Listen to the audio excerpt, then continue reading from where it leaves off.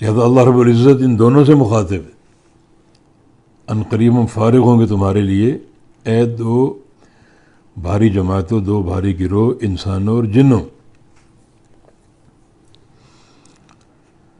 فارغ ہونے سے کیا مراد؟ اللہ تعالیٰ کے فارغ ہونے کا کیا معنی؟ اللہ تعالیٰ فارغ نہیں ہوتا۔ یہ ایک محاورہ سمجھ لیجیے۔ ہم کہتے ہیں کہ میں فارغ ہو کے تجھے بتاتا ہوں، یا فارغ ہو کے میں تیرے در پہ ہوں گا، تجھے دیکھ لوں گا۔ تو یہ ایک محاورے کی بات ہے، ورنہ اللہ تعالیٰ کو فارغ ہونے کی ضرورت نہیں۔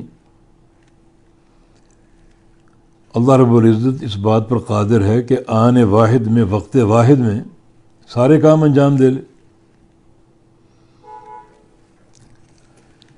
دنیا کے کروڑوں اربوں انسان اللہ تعالیٰ کو پکارتے ہیں ایک ہی وقت میں، اور اللہ سب کی سن رہے۔ یہ نہیں کہ ایک بندے سے فارغ ہوں پھر دوسرے کی سنوں، اس سے فارغ ہوں تو تیسرے کی سنوں، ایک ہی وقت میں آن واحد میں سب کی سنتا ہے، اور آن واحد میں سب کو دینے پر قادر بھی ہے۔ جیسا کہ صحیح مسلم کے حدیث قدسی میں اللہ تعالیٰ کا فرمان ہے، یا عبادی لو ان اولکم و آخرکم و انسکم و جنکم کانوا فی صعید واحد فسألونی، اے میرے تمام بندو، اگر تمہارے سارے انسان، سارے جن ایک میدان میں جمع ہو جائیں، جو زمانہ ماضی میں پیدا ہو کے مر چکے وہ زندہ ہو کر آ جائیں، اور جو آج موجود ہیں اس کرۂ ارضی پر وہ بھی آ جائیں، اور جنہوں نے قیامت تک پیدا ہونا ہے وہ بھی آج ہی پیدا ہو کر آ جائیں، انسان بھی اور جن بھی،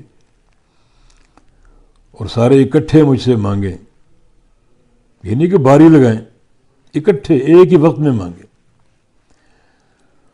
اور میں اسی وقت ان کی مانگ پوری کر دوں جو مانگ رہے ہیں، حکومتیں، بادشاہتیں اور دولت کے ڈھیر، انبار، عہدے، جو چاہے مانگے اسی وقت ان کو ادا کر دوں۔ تو آگے فرمایا کہ میری جو بادشاہت اور خزانے ہیں اس میں اتنی کمی واقع نہیں ہوگی جیسے ایک سوئی سمندر میں ڈبو کر نکال لیں، کتنا پانی کم ہوگا، اتنی کمی بھی میرے خزانوں میں نہیں ہوگی۔ تو یہاں مقصود کیا ہے؟ پوری دنیا اللہ کو ایک ہی وقت میں پکارے، اپنی اپنی بولی میں، اپنی اپنی زبان میں، اور جو وہ مانگ رہے ہیں اللہ اسی وقت ادا کر دے، تو اللہ قادر ہے۔ تو اللہ تعالیٰ کے فارغ ہونے کا معنی یہ نہیں کہ اللہ تعالیٰ ایک کام سے فارغ ہو کے دوسرا کام کرتا ہے، وہ تو آن واحد میں ہر کام انجام دینے پر قادر۔